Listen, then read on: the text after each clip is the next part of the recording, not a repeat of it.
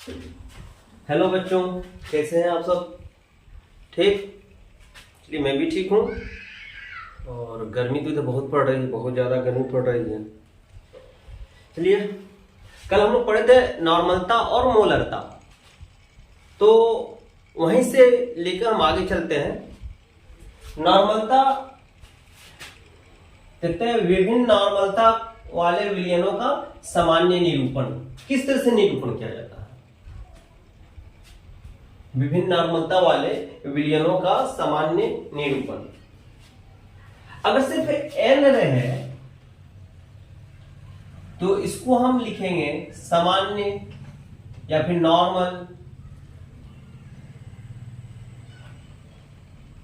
Normal विलयन।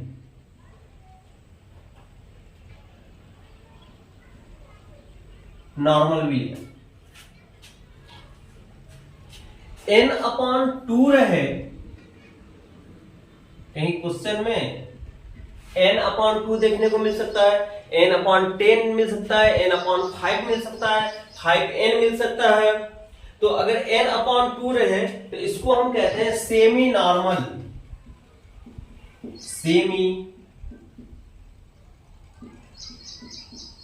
Normal विलयन।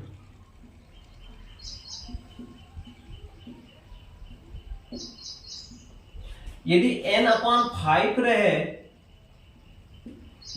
Question में n/5 मिले तो इसको हम कहते हैं, या फिर ऐसे मिल सकता है सेमी नॉर्मल विलयन, तो वहां पर हम n/2 लगा लेंगे।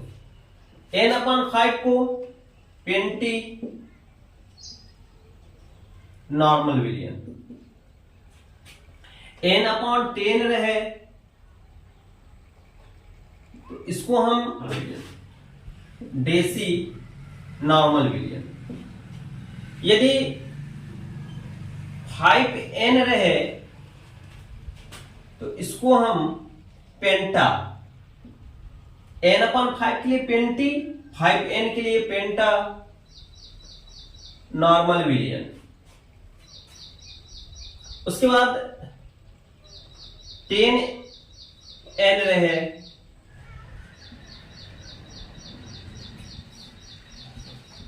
अगर n/1000 रहे, लिखते हैं बीच में, लिख देते हैं n/1000।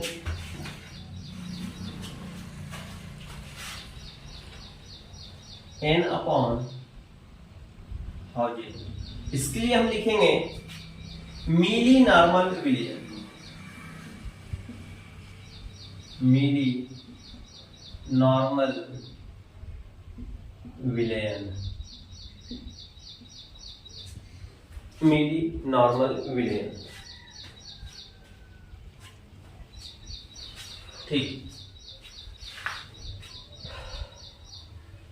फिर से, यदि सिर्फ n रहे नॉर्मल विलयन, n/2 आधा हो गया सेमी नॉर्मल विलयन, n/5 पेंटी नॉर्मल विलयन, n/1000 मिली नॉर्मल, n/10 डेसी नॉर्मल विलयन, 5n पेंटा नॉर्मल विलयन, 10n डेका नॉर्मल विलयन। इसी तरह से मोलरता में भी है, सेम इसी तरह से मोलरता में भी है। लिखते हैं मोलरता को,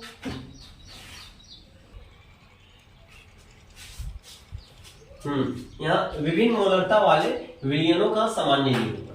यदि सिर्फ m रहे तो इसको हम लिखेंगे मोलर विलयन, या इसको हम लिखेंगे 1 मोलर।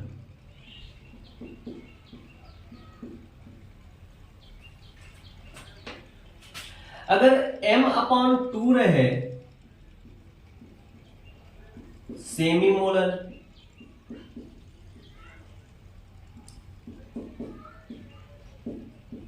विलयन। m/10 रहे तो इसको हम लिखेंगे डेसी मोलर,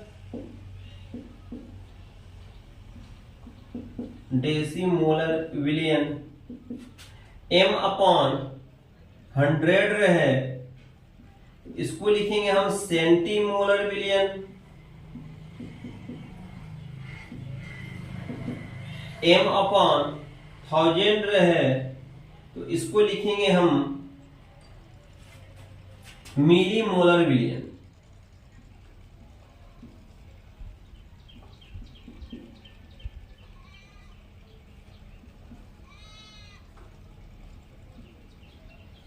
मिली मोलर विलयन। तो ये मोलरता को निरूपण करने वाला हो गया, और इससे पहले नॉर्मलता को निरूपण करने वाला। अब देखते हैं हम लोग मोलरता और नॉर्मलता। अब देखते हैं हम मोलरता और नॉर्मलता के मध्य संबंध। यहां पर अम्ल की नॉर्मलता, अम्ल की नॉर्मलता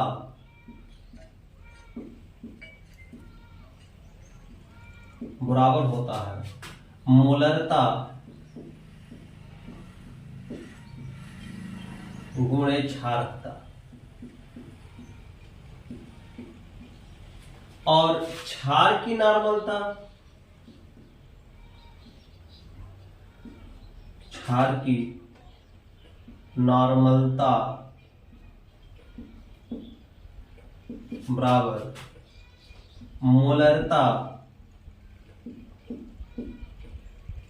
गुणे अम्लीयता।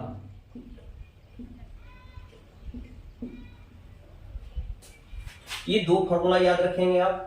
अम्ल की नॉर्मलता बराबर मोलरता गुणे क्षारकता, और क्षार की नॉर्मलता बराबर मोलरता गुणे अम्लीयता। ये अब शुरू करते हैं हम लोग मोललता। मोललता,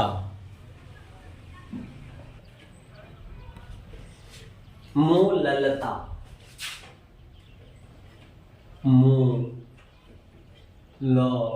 मोललता, मोलेलिटी, मोलेलिटी।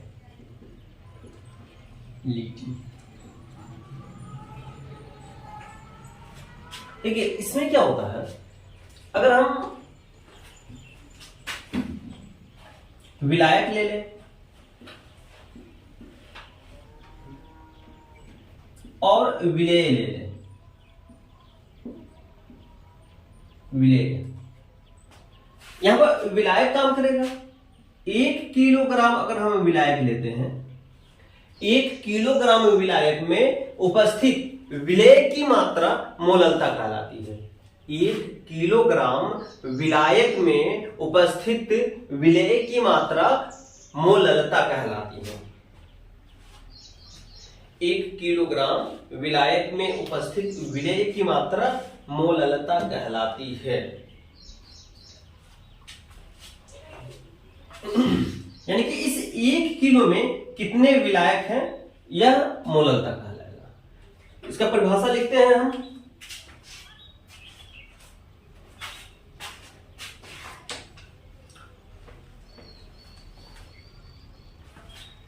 इसका परिभाषा लिखते हैं।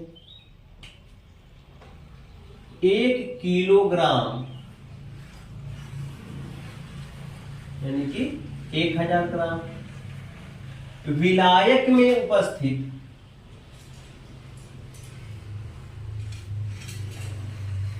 विलायक में उपस्थित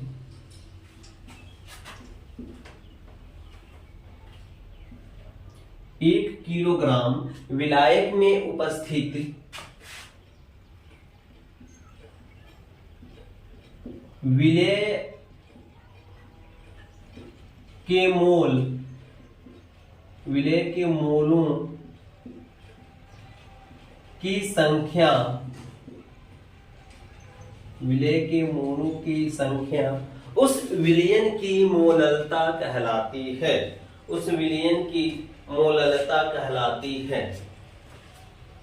मोलों की संख्या उस विलयन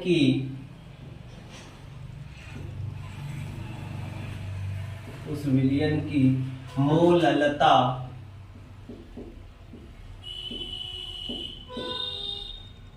कहलाती है।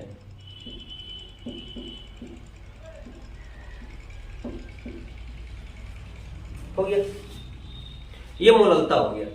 इसका सूत्र लिखते हैं। हाँ, एक चीज और, इसे स्मॉल ए हम द्वारा प्रदर्शित करते हैं, इसे एम, स्मॉल लेटर एम द्वारा व्यक्त करते हैं।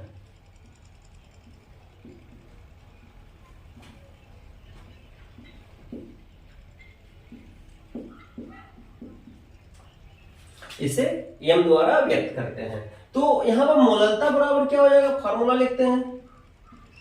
मोललता बराबर हो जाएगा विलेय के मोलों की संख्या, विलेय के मोलों की संख्या,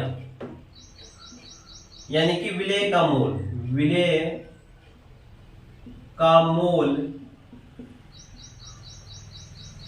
बट्टे किसमें से, 1 किलोग्राम विलायक में, यानी कि यहां पर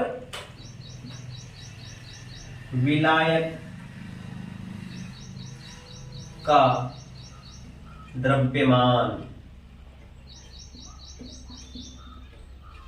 विलायक का द्रव्यमान या भार। तो मोललता बराबर हो गया विलेय का मोल बट्टे विलायक का द्रव्यमान। अब यहां पर यह जो विलेय का मोल है, इसको हम क्या लिखेंगे, विलेय का भार बट्टे विलेय का अणुभार। तो इसको हम लिखेंगे विलेय का भार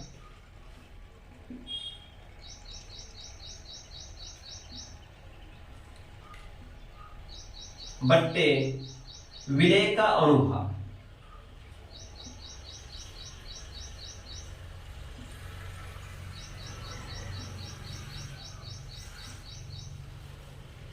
विलेय का भार बट्टे विलेय का अणुभार, और ये विलायक का द्रव्यमान गुणे विलायक का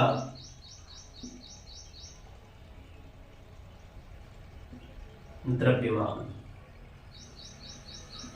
विलायक का द्रव्यमान। अगर विलायक का द्रव्यमान अगर ग्राम में है, अगर ग्राम में है, तब यहां पर हम 1000 से गुणा कर देंगे। अगर विलायक का द्रव्यमान ग्राम में है तो 1000 से गुणा कर देंगे, यदि किलोग्राम में है तो इसको छोड़ दूंगा। इसको शॉर्ट फॉर्म लिखते हैं, या एम बराबर विलेय का भार, कल हमने कहा था विलेय को हम लोग ए मान के चलेंगे, विलायक को भी मानेंगे। तो विलेय का भार WA × 1000 अपॉन विलेय का अणुभार MA × विलायक का द्रव्यमान WP। ये आपका फॉर्मूला हो गया मोललता का। WP यानी कि विलायक का द्रव्यमान किस चीज में है, इन ग्राम में है, यानी कि 1 किलोग्राम विलायक में उपस्थित विलेय के मोलों की संख्या उस विलयन की मोललता कहलाती है। मोललता बराबर विलेय का मोल बट्टे विलायक का द्रव्यमान। अब इस विलेय के मोल को हम लिखेंगे विलेय का भार बट्टे विलेय का अणुभार इंटू विलायक का द्रव्यमान गुणे 1000। कब, जब द्रव्यमान ग्राम में हो। इसको शॉर्ट फॉर्म में लिख दिए। तो यह आपका हो गया मोललता का फॉर्मूला। इस पर एक क्वेश्चन किया जाए।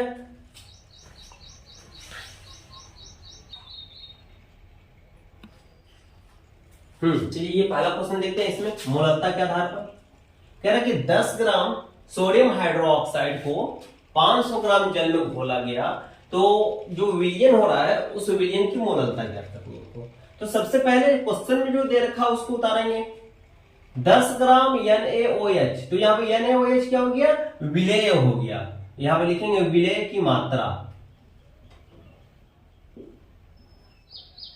विलेय की मात्रा। तो विलेय की मात्रा को हम W, विलेय किसको माने हैं, A को माने हैं, WA बराबर 10 ग्राम। 10 ग्राम विलेय की मात्रा को 500 ग्राम जल में, यानी कि विलायक,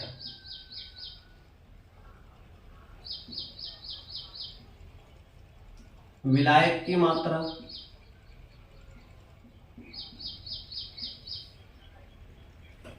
ये WP हो गया 500 ग्राम।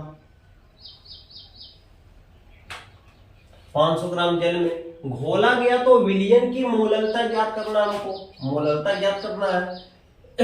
यहाँ पे जो विलेय पदार्थ है उसका अणुभार निकाल ले हम। विलेय कौन है? NaOH का अणुभार।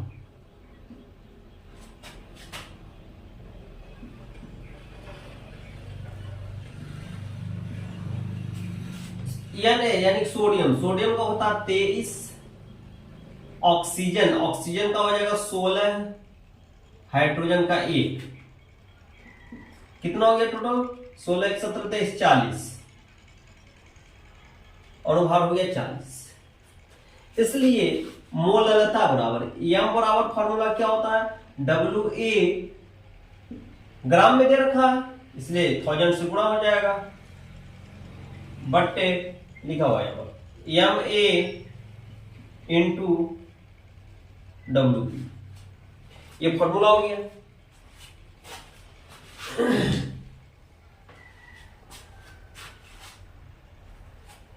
सबका मान रखते हैं WA 10 ग्राम गुणे 1000 बट्टे MA हो गया, ये आपका अणुभार MA हो जाएगा।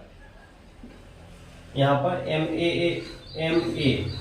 ये हो गया 40 गुणे WB 500, 500 गुना 1000, 1 0 से 1 0 खत्म, ये 2, यानी कि 1/2, यानी कि अब ये हो गया यह M बराबर 0.2 मोलर, मोलल मोलल मोलर, यानी कि इसको हम लिख सकते हैं मोल प्रति किलोग्राम। ये हो गया मोल प्रति किलोग्राम। चलिए 2 सवाल और करते हैं हम लोग। कह रहे हैं कि भारानुसार 20% पोटेशियम कार्बोनेट विलयन की मोललता ज्ञात करें। भार के अनुसार है 20% पोटेशियम कार्बोनेट, यानी कि 20 ग्राम जो है, 20 ग्राम विलेय है, बाकी 80 ग्राम विलायक है। 20% का मतलब यही हुआ कि 100 में से 20, तो 20 अगर विलेय पदार्थ है पोटेशियम कार्बोनेट, तो 80 क्या हो जाएगा? विलायक हो जाएगा। 80 उसमें से विलायक हो जाएगा।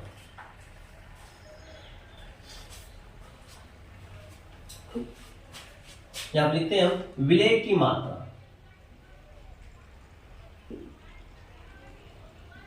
विलेय की मात्रा WA बराबर 20 ग्राम। विलेय की मात्रा कितना हो गया? 20 ग्राम हो गया। इसलिए विलायक की मात्रा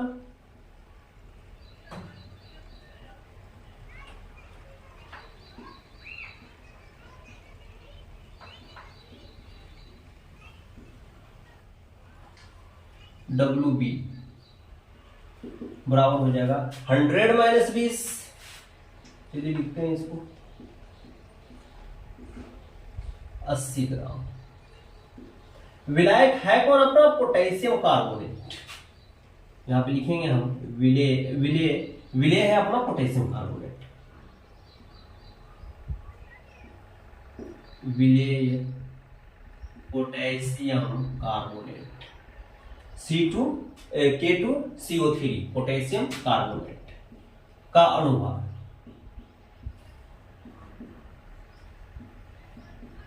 कितना हो जाएगा? पोटेशियम का होता है 39, 2 बार है 39 गुणे 2 गुणे 39 प्लस कार्बन का 12 प्लस ऑक्सीजन का 16, 3 बार है तो गुणे 3, ये हो जाएगा 78 प्लस 12 प्लस 48, ये 90 हो गया, यानी कि 138 हो जाएगा। ये 8 2 10 10 8 18 हासिल 1 4 5 5 12 1 13 138 हो गया। इसका अणुभार हो गया 138, अणुभार यानी कि Ma हो गया 138। अभी हम मोललता निकाल लें, इसलिए मोललता M बराबर क्या होता है, विलेय का भार ग्राम में दे रखा है, इसलिए 1000 से गुणा बटे Ma इंटू WB। WA कितना है 20 ग्राम गुणे 1000 बटे Ma कितना हो गया 138 गुणे WB कितना है अपना 80, 20 चौके 80, ये 250 से कट गया, यानी कि ये हो गया 250 बट्टे 138। और जब इसको हल करेंगे हम 250 बट्टे 138 को, तो ये हो जाएगा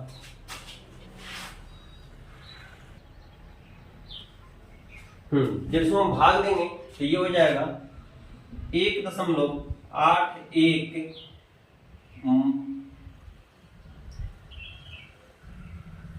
मोल प्रति किलोग्राम।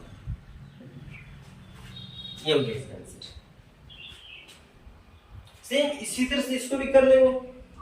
NaCl यानी विलेय का मान दे रखा है, इसका अणुभार निकाल लेंगे, विलायक का मान दे रखा है, उसके बाद हम मोललता के फार्मूला से मोललता को ज्ञात कर लेंगे।